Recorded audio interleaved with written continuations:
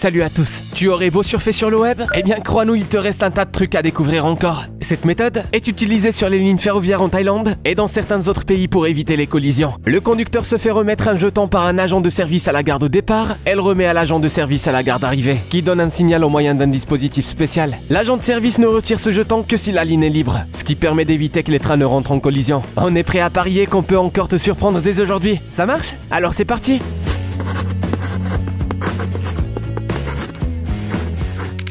Si tu as peur de voyager en avion, on a trouvé une raison très convaincante pour apaiser légèrement tes angoisses. Il s'agit d'une turbine de secours pour avion, une petite hélice qui est utilisée en cas de panne du moteur principal.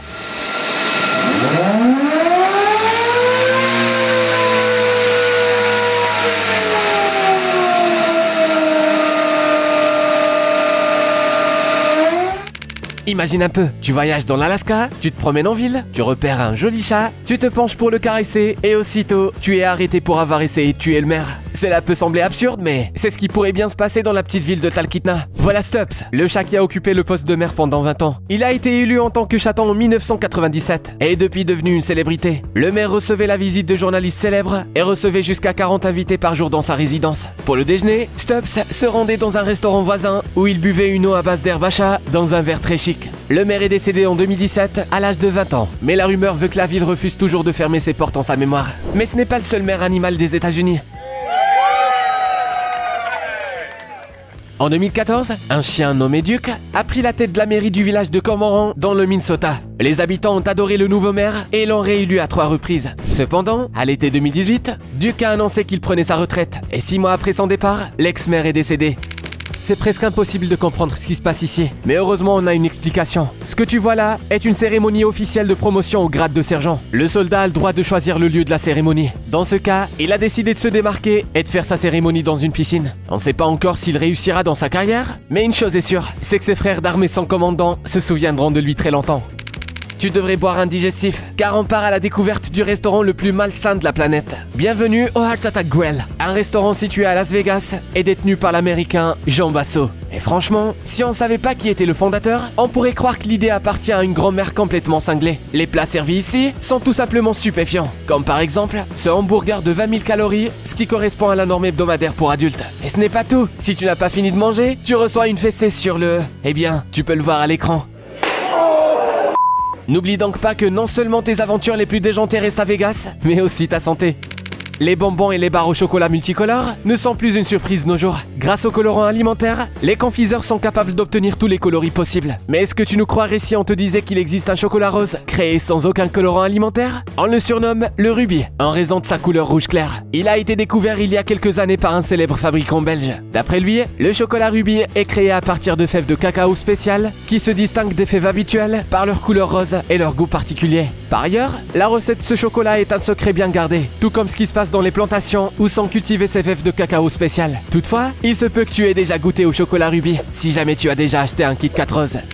Voici un couple qui a de quoi rivaliser avec les duos les plus légendaires comme Batman et Robin ou Han Solo et Chewie. Étonnamment, les coyotes et les blaireaux chassent ensemble de temps en temps. Ils se nourrissent tous deux de rongeurs et s'entraident parfois. En effet, le coyote agile traque sa proie. Lorsque le rongeur entre dans un terrier, le blaireau intervient. Il creuse le sol et on extirpe sa proie, qui tombe dans les griffes de son complice. Bien sûr, ces deux-là ne sauveront pas le monde, mais rien ne rapproche plus deux amis qu'un bon casse-croûte.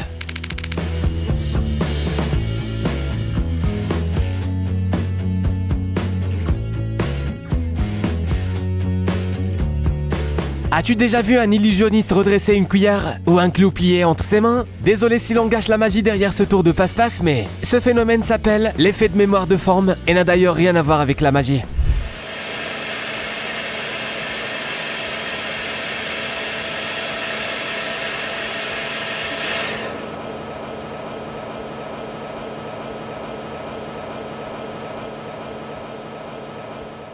Certains alliages métalliques possèdent ces propriétés. Le plus célèbre d'entre eux étant le nitinol. Si un objet fabriqué avec ces alliages est plié puis chauffé, il se souviendra de sa forme initiale et la reprendra. À propos, ces matériaux sont activement utilisés dans le quotidien, que ce soit dans le domaine médical, automobile ou dans d'autres industries.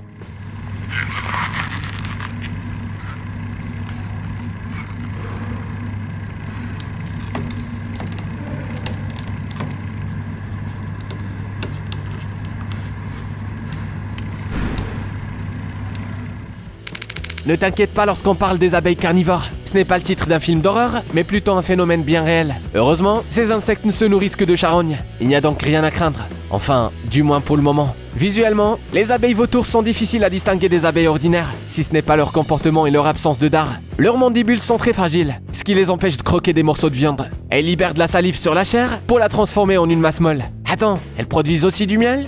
Non, bien sûr. N'empêche que ce serait une super idée de film sur ces bestioles. Comment organiser des funérailles originales? Anna Citelli et Raoul Bretzel ont trouvé la solution à ce problème. Pour eux, il ne s'agit pas d'un rituel particulier, plutôt de la possibilité de se souvenir de soi et d'aider la nature tout à la fois. Cette innovation consiste essentiellement à placer la personne après sa mort dans une capsule en position fétale, à l'enterrer dans le sol et à planter un arbre dessus. De cette façon, la dépouille servira d'engrais. En tout cas, on espère que les abeilles vautours n'iront pas dénicher les cadavres. Le congé parental est généralement réservé aux mères, mais ce n'est pas le cas pour les alites. Tu as devant tes yeux un heureux papa qui nourrit les futurs têtards sur son dos. Lorsque les œufs sont complètement arrivés à maturité, le mâle entre dans les temps et les libère dans la nature. Toutefois, cette méthode peut sembler un peu injuste, car les alites femelles sont beaucoup plus larges et plus fortes que les mâles. Mais qu'est-ce qu'on raconte? L'histoire de ces souris marsupiales est bien plus surprenante encore. Le système immunitaire des mâles est si fragile qu'ils meurent immédiatement après la conception. Et les souriceaux nouveau-nés que l'on voit sur les écrans restent avec leur mère pendant les 3 premiers mois de leur vie. Sacrée vie de famille, pas vrai? Tu te rappelles combien tu t'amusais à jouer à la balle aux prisonniers quand tu étais enfant? Imagine maintenant que tu puisses gagner 65 000 $ en remportant ce jeu. Ce serait plutôt cool, non? Tout ce que tu as à faire est de devenir un joueur professionnel d'Ultimate Dodgeball. Il s'agit d'une compétition extrême qui se déroule entre 2 équipes dans les parcs de trampoline Skyzone à travers le monde. Hélas, depuis 2018, la compétition a été suspendue et on sait toujours pas quand elle reprendra. Mais au moins, on aura tout le temps pour s'entraîner.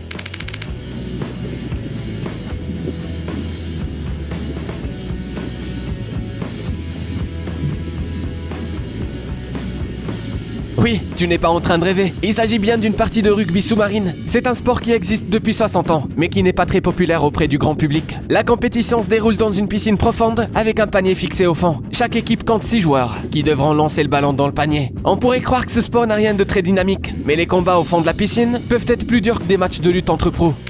On ne peut guère imaginer la vie aujourd'hui sans bien des choses. Les verres de contact, notamment, font partie de notre quotidien depuis bien longtemps. Et quand on dit bien longtemps, cela remonte à peu près au XVIe siècle. C'est fou, non? Mais c'est vrai. À cette époque, de grands esprits comme Léonard de Vinci et Descartes ont compris que du verre et de l'eau étaient capables de corriger certains problèmes de vue. Grâce à leur découverte, les premières lentilles sont apparues au XIXe siècle. Mais elles étaient faites de verre. Imagine-toi en train de te coller un morceau de matériel solide dans l'œil et de devoir te promener avec toute la journée. Ce n'est pas très marrant, hein? Les gens étaient du même avis à l'époque. Si bien que les lentilles de verre n'ont été utilisées que dans quelques rares cas médicaux, jusqu'à ce qu'elles soient remplacées par des lentilles en plastique au milieu du XXe siècle.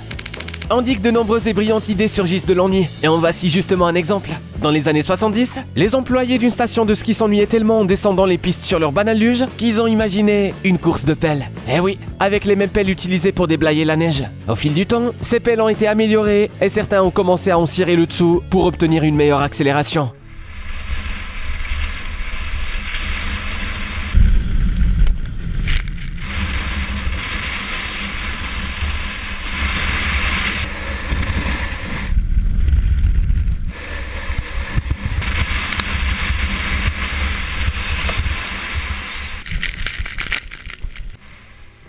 Aujourd'hui, la vitesse de pointe des coureurs d'élite peut atteindre les 112 km/h. All right, here you go. Mr. Noble, love a Texas boy. American skiing is a hobbyist. Yes, whoa! 51 miles an hour. 52, I think. Sincèrement, y a-t-il des livres que tu n'as pas rendus à la bibliothèque à temps parce que tu avais un peu trop la flemme d'y aller? Sache que ce problème est terminé pour les étudiants de l'université de Tsinghua, en Chine. Des spécialistes du département d'ingénierie automobile ont mis au point ce petit véhicule sans pilote. Il suffit aux étudiants de mettre leurs livres dans la voiture intelligente pour qu'elle trouve le chemin du retour et les ramène à bon port.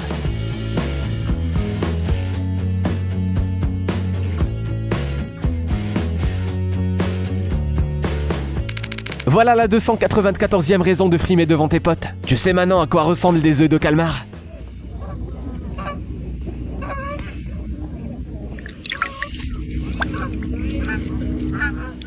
Ce que tu vois là est connu sous le nom d'effet Rebinder.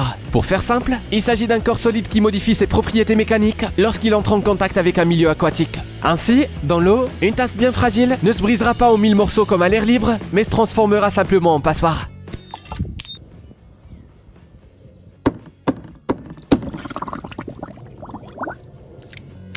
Tu imagines être la source de ta propre phobie? Tu sais peut-être de quoi on parle. Aussi impensable que ça puisse paraître, il existe bel et bien des araignées arachnophobes. C'est la conclusion à laquelle sont arrivés des scientifiques après une expérience avec des araignées sauteuses. À l'aide d'une imprimante 3D, ces chercheurs ont créé un modèle d'araignée et observé le comportement d'un véritable arthropode. Et le plus drôle, c'est qu'ils ont constaté que l'araignée prenait la fuite avec une peur bleue alors qu'elle ne connaissait même pas cette créature. Petit test sur ton âge. Te souviens-tu de l'époque où l'on utilisait des modems au lieu des routeurs pour se connecter à Internet? C'est l'un des plus anciens prédécesseurs de ce dispositif numérique. Cependant, comme tu le sais peut-être, dans les années 60, Internet n'existait pas et on se servait donc de modems pour établir une connexion téléphonique.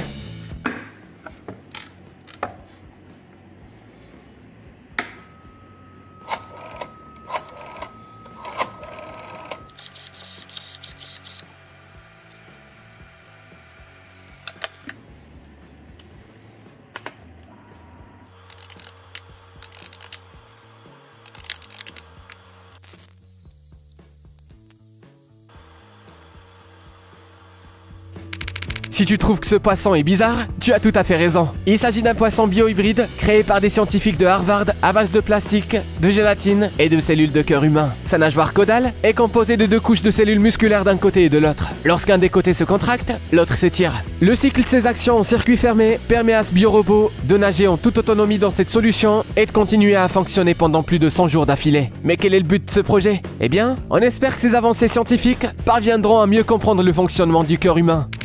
On ne peut toujours pas te montrer le processus de régénération de Wolverine en vrai. Alors, tu devrais te contenter d'un tissu aux propriétés similaires? Regarde de tes propres yeux. Cette veste est fabriquée dans un matériau spécial appelé du nylon autoréparateur. Si ce tissu s'accroche ou se déchire, il suffit de le frotter et voilà. C'est certainement un produit incontournable pour les amateurs d'activités de plein air.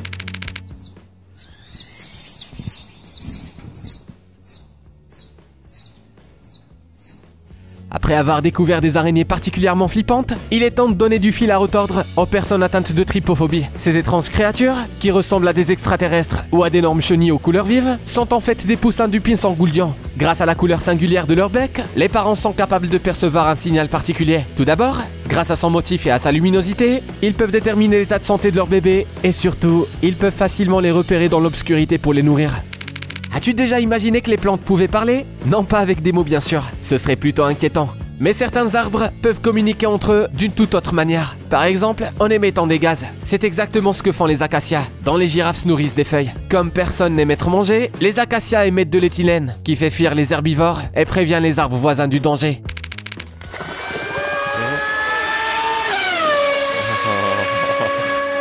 Ces voitures sont un peu loufoques, non? Voici le Harle couronné. Il s'agit d'un oiseau capable de se déplacer à une impressionnante vitesse, pouvant atteindre jusqu'à 81 km/h. On se demande s'il existe des panneaux de limitation de vitesse, ou au moins des séparateurs entre les lignes, pour le bien-être des autres oiseaux des parages.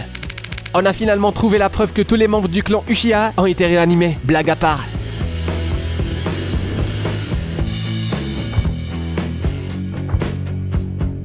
Il s'agit là des réalisations de l'ophtalmologiste californien Zach Garanzik. Ce médecin fabrique des prothèses oculaires inspirées des personnages du célèbre anime Naruto. Sa collection comprend plus de 6 yeux en verre différents que Zach colore à la main avec des peintures spéciales. Attention quand même à ne pas fixer ses yeux trop longtemps. Tu imagines si le Sharingan pouvait fonctionner même à travers ton écran? Beaucoup d'équipes de hockey célèbres ont des traditions liées au jeu, mais certaines d'entre elles sont si bizarres qu'elles suscitent des réactions partagées. Par exemple, les Red Wings de Détroit ont une tradition depuis près de 70 ans. Les fans lancent des pieuvres sur la glace.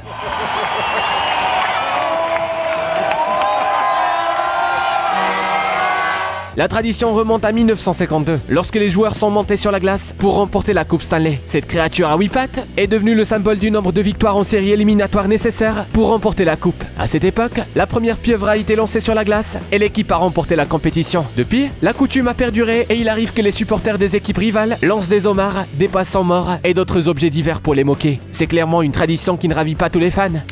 On pourrait penser que quelqu'un a volé ce rat gonflable lors d'une fête pour enfants. Mais en fait, c'est bien plus compliqué que ça. Il s'agit en fait du rat syndical, un jouet gonflable utilisé aux États-Unis lors de manifestations syndicales ou de grèves. Il a été utilisé pour la première fois comme symbole en 1989 par les membres du syndicat des ingénieurs d'exploitation. Au fil du temps, c'est devenu un signal pour tous les partisans qui s'opposent à l'embauche d'employés non syndiqués.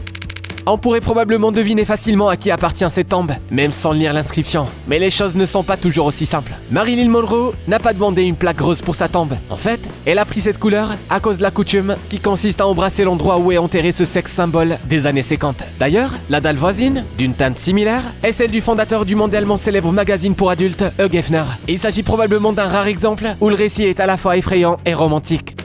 Les capacités de ce requin seraient utiles pour les habitués de ce restaurant légendaire. C'est ce qu'on appelle une éversion gastrique.